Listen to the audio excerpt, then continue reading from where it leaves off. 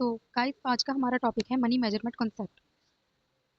Generally accepted accounting principle के concept हम कर रहे थे। कॉन्सेप्ट मीन्स वो बेसिक रूल्स जो कोई भी हम अकाउंटिंग ट्रांजैक्शन करते समय फॉलो करते हैं उनको कॉन्सेप्ट बोला जाता है।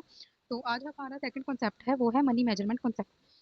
तो इसका मतलब ये है कि हम अकाउंट्स में सिर्फ वही ट्रांजैक्शंस रिकॉर्ड करते हैं जो हम मॉनेटरी टर्म्स में एक्सप्रेस्ड कर सकते हैं, जिनको मॉनेटरी टर्म्स में रिकॉर्ड किया जा सकता है। नॉन मॉनेटरी ट्रांजैक्शंस जो भी होती हैं उनको हम अकाउंटिंग में कहीं पे भी रिकॉर्ड नहीं करते हैं।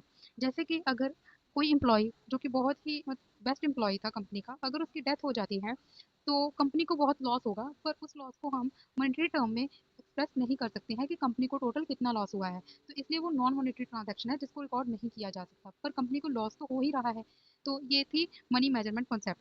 जैसे कि एम्प्लॉयज़ ने स्ट्राइक कर दी, अगर अब एम्प्लॉयज़ स्ट्राइक करेंगे तो इससे प्रोडक्शन तो रुकेगी ही, अगर प्रोडक्शन रुकेगी तो कंपनी को लॉस होगा, पर उस लॉस कितना लॉस हुआ है कंपनी को वो हम मॉनेटरी टर्म में रिकॉर्ड नहीं कर सकते क्योंकि वो स्ट्राइक की वजह से हुआ है।